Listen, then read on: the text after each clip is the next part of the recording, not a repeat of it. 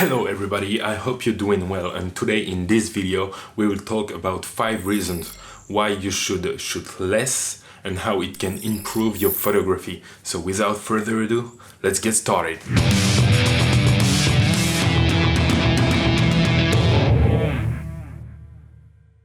Reason number 1, quality over quantity.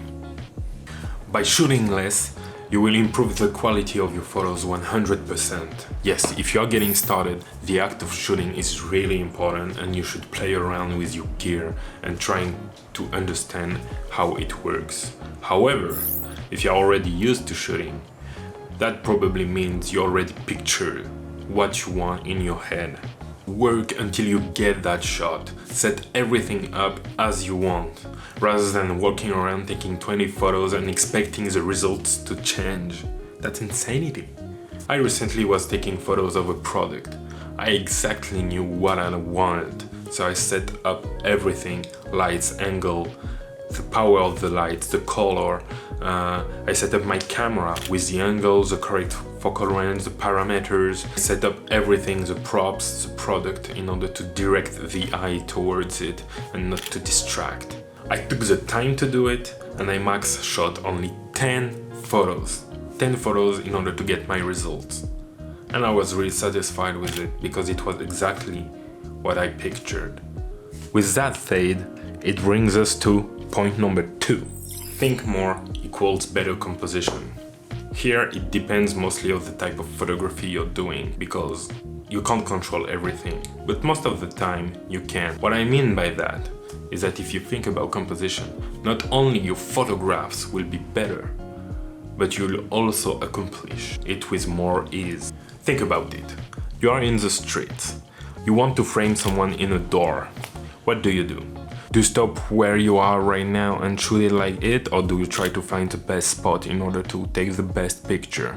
Do you wait for someone to fill the frame, or do you ask someone to fill it for you? Do you want it to be a person, a couple, maybe a dog? The point is, photography is not only taking pictures, it's also waiting.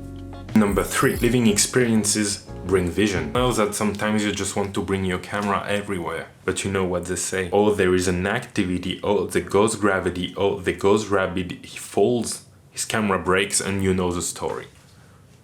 You just don't want that. Yep, so not only you get stressed about your camera, but you also won't be able to enjoy the moment to the fullest. Live to the fullest. Boom!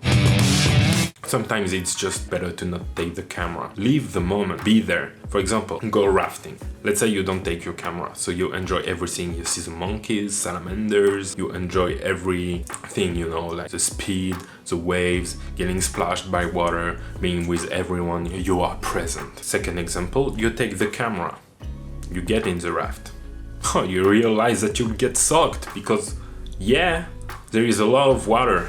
And to be honest, you won't even get that much shot. You will be more focused on your camera and not to break it because it costs a lot of money. And yeah, you won't be there, you will miss most of the thing you can see. So, scenario 1, you have a memorable experience, have seen a lot of things and enjoyed the moment. Scenario 2, you got some shots, probably aren't memorable, you've been stressed, you haven't enjoyed the moment, and yeah, you maybe even broke your camera. And all of this leads us to reason number 4. See your environment.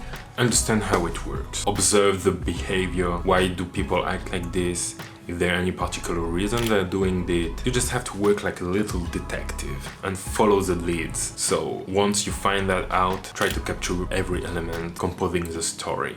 Photography is not only capturing, but also observing and understanding the different connections between everyone. Point number 5, less photos equals more time.